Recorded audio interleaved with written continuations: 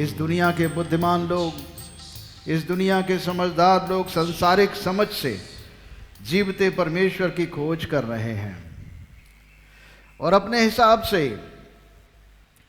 अपनी अपनी गाथाएं गाते हैं।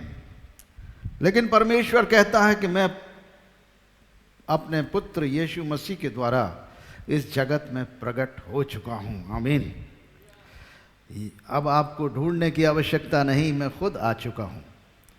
प्रभु हमारे मध्य में है। हालेलुया। प्रभु हमारे मध्य में है। मत्ती रचित सुसमाचार 18 अध्याय उसके 20 पद में लिखा है कि जहां कहीं 2 या 3 जन मेरे नाम से इकट्ठे होते हैं, यीशु ने कहा मैं उनके मध्य में हूं। मत्ती 18 और 20।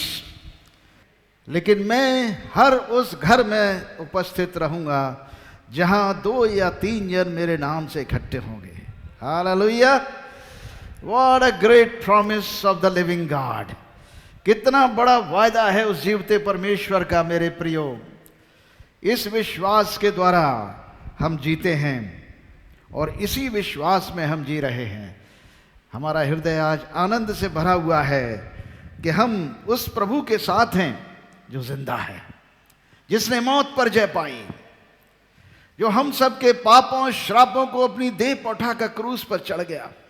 2000 साल पहले मारा गया, कब्र में गाड़ा गया और अपने वचन के अनुसार, भविष्यवक्ताओं की भविष्यवाणियों के अनुसार, जो सैकड़ों वर्ष पूर्व, हजारों वर्ष पूर्व उनके बारे में की गई थी, और यीशु ने खुद अपने मुंह से कहा था कि मैं पापी मनुष्यों के हाथों दुख उठाऊंगा, मारा जाऊंगा, गाड़ा जाऊंगा और तीसरे दिन मुर्दों में से जी उठूंगा।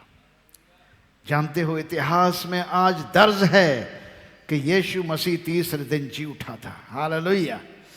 और जीवित स्वर्ग में उठाया गया था। वो स्थान आज भी देखने के लायक है। यरूशलेम में है। वो खाली कब्र भी है जहां हजारों लोग रोजमर्रा यीशु मसीह की कब्र पर आते हैं, देखते हैं और जाते हैं कि वो खाली है। हजारों साल से, 2000 साल से खाली कब्र देख रहे हैं। और उस जगह से जहां से प्रभु यीशु मसीह बैतनिय्याह से ऊपर उठाए गए स्वर्ग में, वो स्थान भी है 40 दिन के बाद। और 40 दिन तक अपने चेलों को आज्ञाएं दिया, बातचीत किया, समझाया कि देखो, शारीरिक रूप से जगत में मैं नहीं रहूंगा, मेरा जाना स्वर्ग में अवश्य है।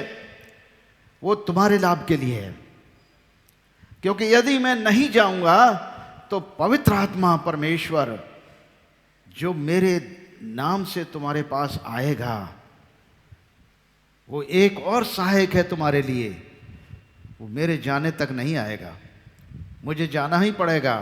और जब मैं स्वर्ग में बैठूंगा, जैसा पिता ने कहा है कि जब तक तेरे दुश्मनों को, तेरे शत्रुओं को तेरे पांव की चौकी न कर दूं, तब तक तू मेरे दाहिनी ओर बैठ।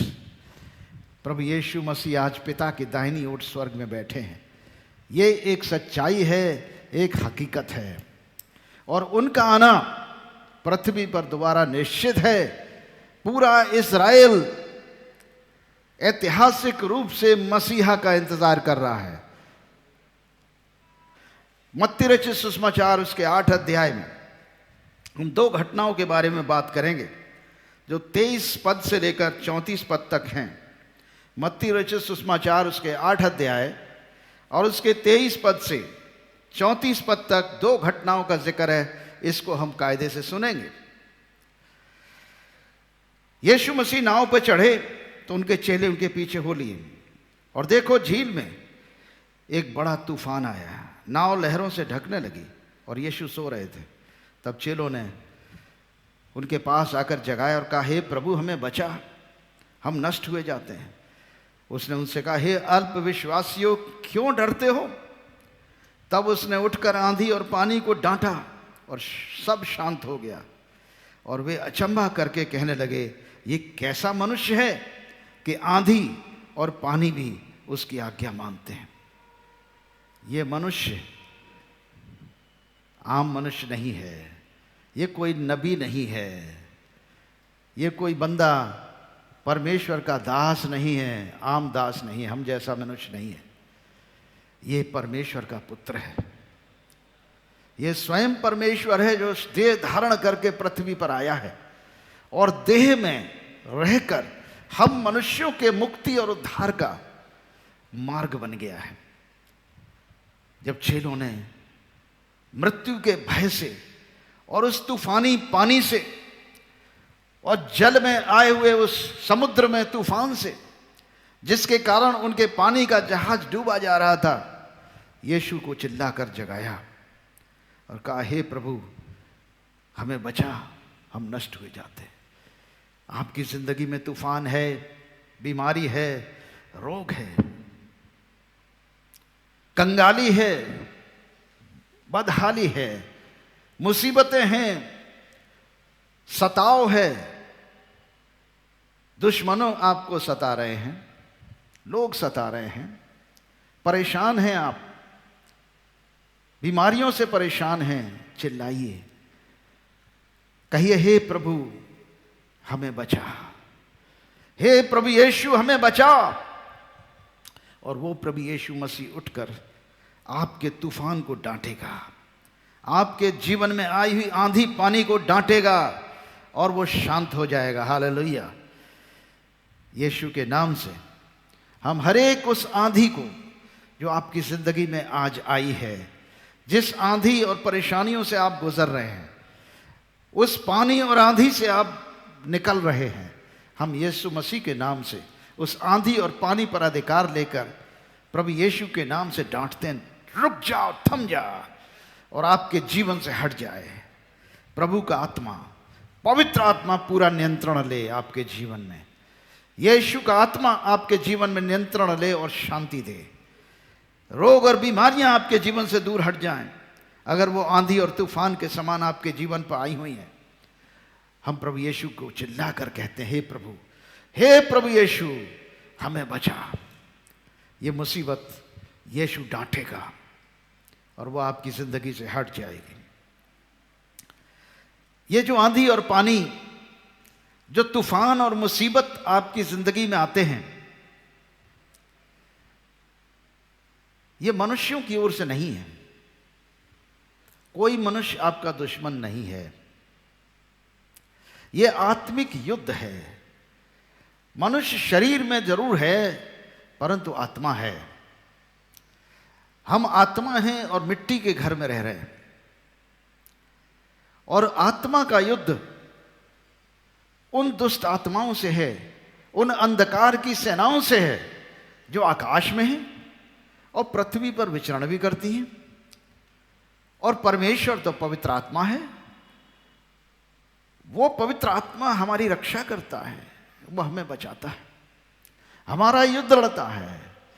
और उसी पवित्र आत्मा के द्वारा हम जानते हैं कि माता मरियम के गर्भ में प्रभु यीशु मसीह ने देह धारण किया और मनुष्य का रूप लेकर, देह लेकर, शरीर देकर आए, और अंदर से पवित्र आत्मा। हालेलुया। अंदर से ईश्वर है, शरीर से मनुष्य है। इसीलिए ये लोग चौंक गए, ये कैसा मनुष्य है कि आंधी और पानी भी उसकी आज्ञा मानते हैं। मेरे प्रियो, अगर पवित्र आत्मा जो मसीह में था, जो पवित्र आत्मा यीशु मसीह में है, उसी पवित्र आत्मा को यीशु मसीह ने स्वर्ग में जाने के बाद पृथ्वी पर भेजने का वायदा किया है, प्रॉमिस किया है कि मैं जाऊंगा और तुम्हारे लिए एक और सहायक भेजूंगा। यूहन्ना 14 और 16 में लिखा है, एक और सहायक भेजूंगा। वो सत्य का आत्मा होगा, पवित्र आत्मा होगा, और वो तुम्हें ताकत देगा और बल देगा कि तुम बुराइयों से और पाप से लड़ सको, और पाप के ऊपर और बुराइयों के ऊपर जय पा सको। आंखों की लालसाओं के ऊपर, शरीर की लालसाओं के ऊपर, लोभ और लालच के ऊपर, गुनाह की आदतों के ऊपर। पाप किए बिना नींद नहीं आती, बुराई करे बिना नींद नहीं आती। इस प्रकार के एटीट्यूड से, इस प्रकार के गुनाहों से आप पवित्र आत्मा की सहायता से जय पा सकते हैं। और उस जय पाने वाले आत्मा को भेजने का यीशु ने वायदा किया है, भेज चुका है।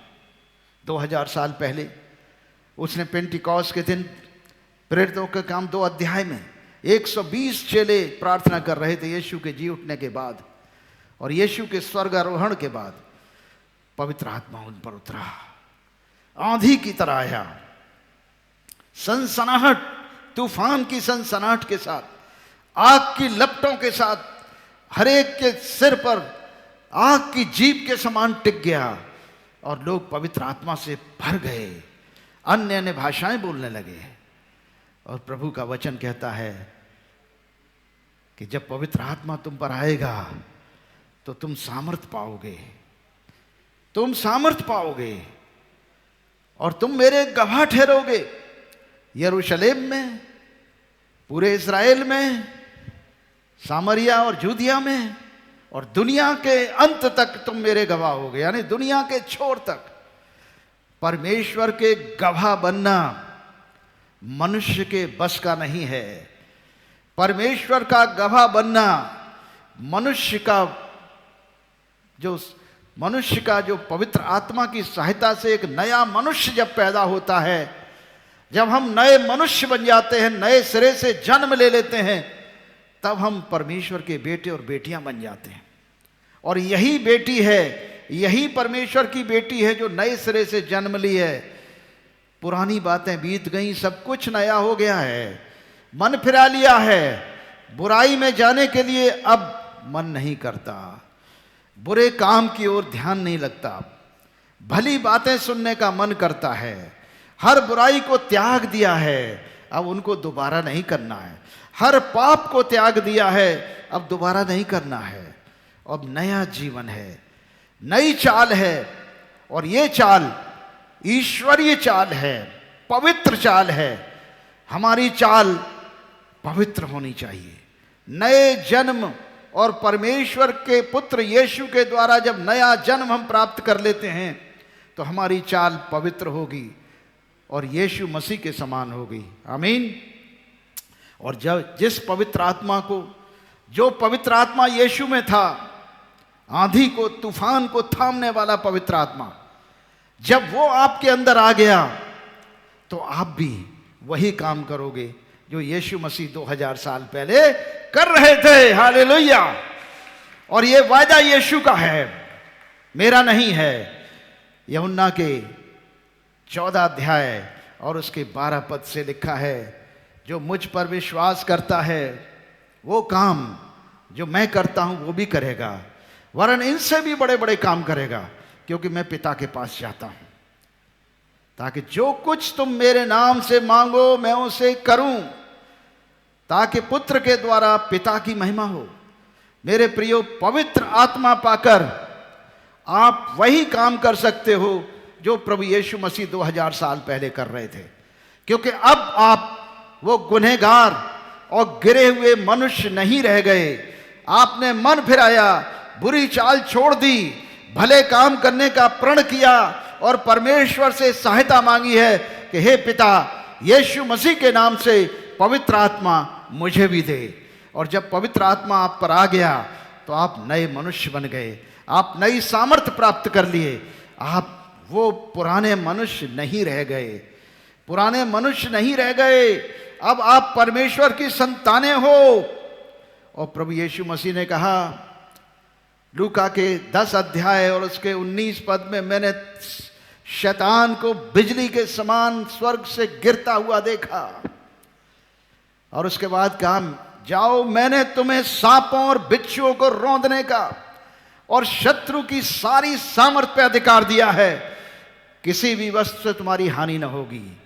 शैतान जो तूफान लाता है आपके जीवन में, बीमारी और रोग लाता है, ये दुष्ट आत्माएं आपको तबाह करना चाहती हैं, बुरी आत्माएं आपके जीवन को बर्बाद करना चाहती हैं, पागल कर देती हैं। कुछ लोगों को देखा गया है, दिमाग खराब हो जाता है, अपना होश खो बैठते हैं।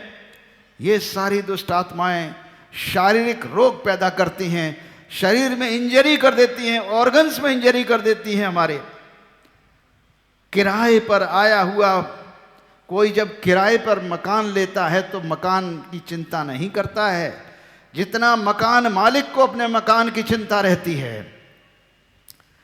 दुष्ट आत्माएं किराए के मकानों में आ जाती हैं मनुष्यों की देह में आ जाती हैं जिसमें उन्हें रहने का अधिकार नहीं है और उस देह को बर्बाद करती हैं, उसकी आत्मा को कब्जा कर लेती हैं और देह को बर्बाद करती हैं। यहाँ पर एक ऐसा किस्सा है 28 पद से लिखा है, जब वो उस पार यानी समुद्र के पार गदरेनिया के देश में पहुंचा, वहां दो मनुष्य जिनमें दुष्ट आत्मा थी कब्रों से निकलते हुए उसे मिले। वे इतने प्रचंड थे कि कोई उस मार्ग से नहीं जा सकता था। यानी दुष्ट आत्माओं से भरा यह व्यक्ति इतना वायलेंस था, इतना हिंसक था कि अगर किसी को पकड़ ले तो मार डालेगा। लोग उधर से निकलते नहीं थे, वो कब्रों में रहते थे दोनों। और वो यीशु मसीह के सामने आते हैं दोनों निकलकर और चिल्लाकर कहने लगते हैं, दुष्ट आत्माएं हमें पहचानती हैं हम कौन हैं। केवल प्रभु के ही नहीं, प्रभु के लोगों को पहचानती हैं। पौलुस को पहचानती थी, पौलुस प्रभु का दास था। पतरस को पहचानती थी और यीशु मसीह को तो पहचानेगी, परमेश्वर के पुत्र हैं वो। और यीशु मसीह के शागिर्दों को भी पहचानती हैं। इस प्रकार ये दुष्ट आत्मा चिल्लाकर कहने लगी, हे परमेश्वर के पुत्र, हमारा तुझसे क्या काम? क्या तू समय से पहले हमें दुख देने आया है? यानी इन दुष्ट आत्माओं का समय अंत का मुकर्रर है और दुष्ट आत्माओं को दुख देने का काम परमेश्वर के पुत्र का है। इन्हें दंड देने का काम परमेश्वर के पुत्र का है। तो परमेश्वर के पुत्र यीशु मसीह को देखकर दुष्ट आत्मा घबरा जाती है,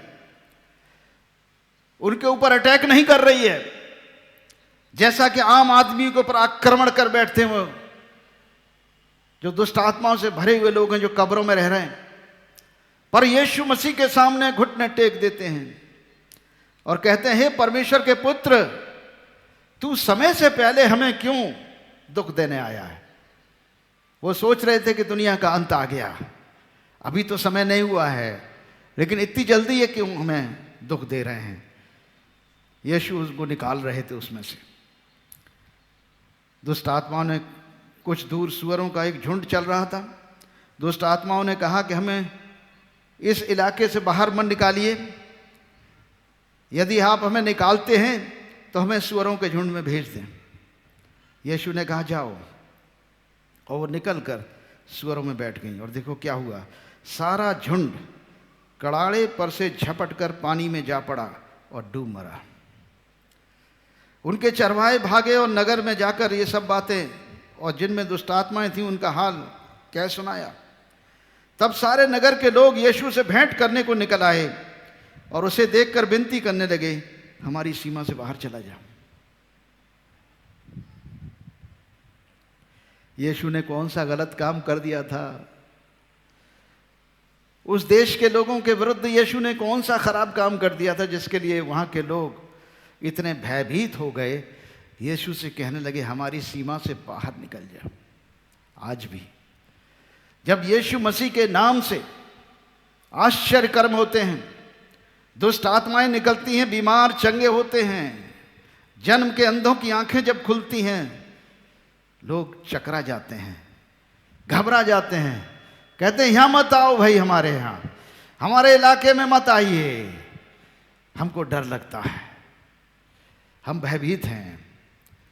मसीह के सच्चे चेलों से संसार भयभीत होता है, चाहे वो कोई क्यों ना हो, कोई भी मनुष्य क्यों ना हो, चाहे वो शैतान हो, चाहे वो मनुष्य हो, चाहे वो दुष्ट आत्माएं हों। प्रभु यीशु मसीह की आत्मा से भरे हुए लोगों से वो भयभीत होते हैं। ये अक्रॉस द वर्ल्ड है, किसी एक देश की बात नहीं कर रहा हूं मैं, किसी एक रिलीजन की बात नहीं कर रहा हूं मैं, सब लोगों की बात कर रहा हूं, पृथ्वी के हर मनुष्य के बारे में बात कर रहा हूं। क्योंकि पवित्र आत्मा के सामने अंधकार की शक्तियां और अंधकार के काम पूरी तरीके से टूटने लगते हैं। जुआ टूटने लगता है, ढीला होने लगता है, दुष्ट आत्माओं का कब्जा टूटने लगता है और मनुष्य आजाद होने जाने लगता है। मनुष्य स्वतंत्र हो जाता है, चाहे रोग का जुआ हो, बीमारी का जुआ हो, कंगाली का जुआ हो, दुष्ट आत्माओं के तड़प का जुआ हो, भूत प्रेतों का जुआ हो। यीशु मसीह की आत्मा के द्वारा, पवित्र आत्मा के सामने इन सब के जुए टूट जाते हैं। क्यों टूटते हैं? इसकी वजह है क्योंकि यीशु मसीह ने पृथ्वी पर आकर वो पावर, वो अधिकार हम मनुष्यों में ले आए। मनुष्य बनकर ईश्वर का अधिकार मनुष्यों में ले आए, यानी मनुष्यों में परमेश्वर की उपस्थिति हो गई, मनुष्यों में परमेश्वर का डेरा हो गया, ताकि मनुष्यों को परमेश्वर ही तो आजाद कर पाएगा। मनुष्य अपने आप स्वयं कैसे अपनी गुलामी से आजाद हो सकता है? अगर उसे दुष्ट आत्माएं अधिकार करे हुए हैं, उससे बुरे बुरे काम करा रही हैं, झूठ बुलवा रही हैं, झगड़े करा रही हैं, चोरी करा रही हैं, लालच और लोभ में आकर झगड़े पैदा कर रही हैं, मर्डर करा रही हैं, रेप करा रही हैं, तमाम तरीके के व्यभिचार अशुद्धता काम कर रहे हैं। इस प्रकार के कामों को कराने वाला मनुष्य नहीं है, इसके पीछे शैतानी और दुष्ट आत्माओं की शक्तियां हैं जो मनुष्य को बर्बाद करने के लिए इन सारे कामों को करने की प्रेरणा देती हैं। और जब परमेश्वर के अधीन हम हो जाते हैं, जब अपने आप को, शरीर प्राण आत्मा को हम यीशु मसीह के अधीन कर देते हैं और यीशु मसीह को पहन लेते हैं, तो शरीर की लालसाओं को पूरा करने का यत्न नहीं करते हैं। उस वक्त क्या होता है? तब पवित्र आत्मा से प्रेरणा मिलती है भले काम करने की। पवित्र आत्मा जो मसीह का आत्मा है, वो हमें प्रेरणा देता है कि हम भलाई कर सकें, अच्छे काम कर सकें, बुराई से दूर रहें, लोभ लालच से बचे रहें, प्रेम आनंद मेल धीरज कृपा भलाई विश्वास नम्रता और संयम से रहें, पड़ोसी से अपने समान प्रेम रखें, किसी का नुकसान न करें। सब भलाई के काम करने की शक्ति परमेश्वर ही देता है, पवित्र आत्मा ही देता है। और उसी पवित्र आत्मा के बारे में हम प्रभु यीशु मसीह के द्वारा यीशु दरबार के माध्यम से आपसे निवेदन करते हैं कि आपको भूख और प्यास पवित्र आत्मा की होनी चाहिए। अगर पवित्र आत्मा की भूख और प्यास आपके अंदर आएगी तो आपका जीवन पवित्र हो जाएगा। और प्रभु यीशु मसीह तैयार है कि आपको पवित्र आत्मा का वरदान दे, पवित्र आत्मा का बपतिस्मा दे। दुनिया में लोग जल का बपतिस्मा देते हैं, परंतु यीशु मसीह पवित्र आत्मा और आग का बपतिस्मा देता है। तैयार हैं आप उसके लिए? निश्चय तैयार रहिए। प्रभु आज आपको पवित्र आत्मा और आग का ही बपतिस्मा देगा और आप पूरे तरीके से आज़ाद हो जाएंगे। मेरे प्रियो, यीशु मसीह कल, आज और युगान युग एक सा है। हमने थोड़ी देर पहले आपको बताया था कि आपका शत्रु कोई मनुष्य नहीं है, आपकी लड़ाई शारीरिक नहीं है, आपकी लड़ाई के हथियार शारीरिक नहीं है। हमारे हथियार बंदूक और तमंचे और तलवार नहीं है, हमारा हथियार पवित्र आत्मा है, आत्मिक हथियार है। हालेलुया। हमारा हथियार परमेश्वर का वचन है, जिसे बाइबल कहते हैं। हालेलुया। इसको पढ़िए, ये बहुत बड़ा वेपन है, ये शैतान के सारे कामों का नाश कर देता है। संत पौलुस दूसरा कुरिन्थियों उसका 10 अध्याय उसके 3 पद से कहते हैं, क्योंकि यद्यपि हम शरीर में चलते फिरते हैं तो भी शरीर के अनुसार नहीं लड़ते, क्योंकि हमारी लड़ाई के हथियार शारीरिक नहीं पर गढ़ों को ढा देने के लिए परमेश्वर के द्वारा सामर्थी हैं। इसलिए हम कल्पनाओं को और हर एक ऊंची बात को जो परमेश्वर की पहचान के विरोध में उठती है, यानी गॉस्पेल सुसमाचार के विरोध में उठती है, खंडन करते हैं और हर एक भावना को कैद करके मसीह का आज्ञाकारी बना देते हैं और तैयार रहते हैं कि जब तुम्हारा आज्ञा पालन पूरा हो जाए तो हर एक प्रकार के आज्ञा उल्लंघन को दंडित करें। ये न्याय के समय की बात कर रहे हैं संत पौलुस। और आज प्रभु का वचन हर एक भावना जो शरीर के अंदर से निकलती हैं, नेगेटिव इमोशंस, सब प्रकार की बुराइयां, उनको हम कैद करते हैं यीशु मसीह के नाम से और उन्हें अथाह कुंड में भेज देते हैं, समाप्त करते हैं हर एक ऊंची बात को, हर एक कल्पना को। और जो परमेश्वर की पहचान यानी सुसमाचार के विरोध में जो विचार उठते हैं उनका हम खंडन करते हैं। सुसमाचार क्या है? परमेश्वर ने जगत से ऐसा प्रेम रखा कि उसने अपना इकलौता पुत्र यीशु मसीह दे दिया ताकि जो कोई उस पर विश्वास करे वो नाश न हो परंतु अनंत जीवन पाए। मेरे प्रियो, यीशु मसीह ने अनंत जीवन के लिए बड़ी कीमत अदा की है। वो पवित्र आत्मा के द्वारा एक कुंवारी माता मरियम के द्वारा उत्पन्न हुआ और उसने दुख उठाया। हम सब गुनाहगारों के कारण दुख उठाया, पापी मनुष्यों के हाथ दुख उठाया, क्रूस पर टांगा गया और क्रूस पर भी प्रार्थना किया, हे पिता इन्हें क्षमा कर दे, नहीं जानते क्या कर रहे हैं। सच है ये।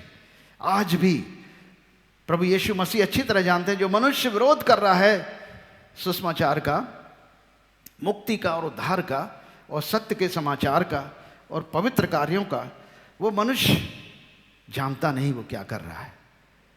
जीवते परमेश्वर के विरोध में खड़े होकर क्यों बर्बाद होना चाहते हो? कौन लड़ सकता है ईश्वर से? बुद्धिमान गमलीएल जो उस समय पौलुस का भी गुरु था और सनहेड्रीन जो सबसे बड़ी काउंसिल थी, यहूदियों के धर्म की काउंसिल थी, उसमें खड़ा होकर कहने लगा कि देखो इन लोगों से मत बोलो, ये मसीह के सुसमाचार सुनाने वालों से कुछ मत कहो। अगर ये काम जो ये कर रहे हैं, यीशु का संदेश जो सुना रहे हैं, अगर ये मनुष्यों की ओर से मनगढ़ंत कहानियां हैं, अपने आप समाप्त हो जाएंगी। और अगर ये परमेश्वर की ओर से है तो हम परमेश्वर के विरोध में खड़े नहीं हो पाएंगे। मेरे प्रियो, बुद्धिमान था वो और वो बुद्धि की बात उसने की। तब पतरस वगैरह को सबको छोड़ दिया गया, चले गए। और वो प्रभु यीशु मसीह का संदेश, वो सुसमाचार आज दुनिया के कोने कोने में है और सबसे ताकतवर दुनिया के देश यीशु मसीह को मानने वाले हैं। अगर जानना चाहते हो तो यही सच है, यही सच है। ताकतवर इसलिए नहीं है, ताकतवर इसलिए हैं कि परमेश्वर के पवित्र आत्मा ने उनके जीवन को बदल दिया, बुराई से और झूठ से आज़ाद कर दिया और सत्य पर जीवन चलने के लिए आपको प्रेरणा दिया है। आज भी जब हम सत्य पर चलेंगे तो हमेशा जयवंत होंगे और झूठ पर चलेंगे तो थोड़ी देर के लिए राहत मिलेगी, लेकिन झूठ का अंत जल्दी होता है, हमेशा के लिए समाप्ति होती है। लेकिन सत्य हमेशा जीवित रहता है। ये सत्य है। यीशु ने कहा था, मार्ग और सत्य और जीवन मैं ही हूं, बिना मेरे द्वारा कोई पिता के पास नहीं पहुंच सकता। उन्होंने सत्य को झूठ से दबाने की कोशिश की, क्रूस पर यीशु को टांग दिया, लहू लुहान कर दिया, मार डाला, कब्र में गाड़ दिया और यीशु ने कहा था तीसरे दिन में मुर्दे में से जी उठूंगा। और सत्य जो यीशु है, कब्र का पत्थर उठ गया, तूफान के समान यीशु मसीह कब्र से बाहर निकलकर खड़े हो गए, जीवित और महिमा युक्त शरीर में। आज हमारी भूख और प्यास भी उसी महिमा युक्त शरीर की है कि प्रभु यीशु मसीह हमें भी अपनी समानता में बदल दे, हमें भी वो महिमा युक्त शरीर प्राण आत्मा दे दे, हम भी उसी महिमा युक्त शरीर में बदल जाएं ताकि हम भी ईश्वर के पुत्रों के समान, पुत्रियों के समान इस पृथ्वी पर चलें और फिरें और परमेश्वर की महिमा करें और दुनिया के कल्याण का काम कर सकें। जब हम महिमा युक्त जीवन में आ जाते हैं तभी हम पृथ्वी का कल्याण कर पाएंगे। और जब तक शरीर में मनुष्य के समानता में रहेंगे कल्याण नहीं कर सकते। जब शरीर में रहकर परमेश्वर के पुत्र की समानता में हो जाएंगे, पृथ्वी का कल्याण करने के लिए हमें परमेश्वर की महाशक्ति पवित्र आत्मा सहायता करता है, मिल जाता है। आमीन। आइए हम प्रार्थना करेंगे। हे परम प्रधान परमेश्वर पिता, हम धन्यवाद करते हैं आज के दिन के लिए। हमारी भूख और प्यास है कि हम प्रभु यीशु मसीह की समानता में हो जाएं, उस महिमा युक्त जीवन को धारण कर सकते हैं, वो ईश्वरीय चरित्र हमारे अंदर पैदा कर सकें। तो अब पवित्र आत्मा, हम अपने आप को आपके अधीन करते हैं। हम अपने शरीर प्राणात्मा को आपके हाथों में देते हैं। यीशु मसीह का नाम दृढ़ कोट है और धर्मी उसमें शरण लेते हैं, हर दुर्घटना से बचते हैं। यीशु के नाम से आमीन। अब परम प्रधान परमेश्वर पिता, पुत्र, पवित्र आत्मा अपना हाथ बढ़ाकर तुम्हें छुए, तुम्हें आशीष दे, तुम्हारी रक्षा करे। प्रभु अपने मुख का प्रकाश तुम पर चमकाए, तुम पर अनुग्रह करे। प्रभु अपना मुख तुम्हारी ओर करे और तुम्हें शांति दे। आमीन।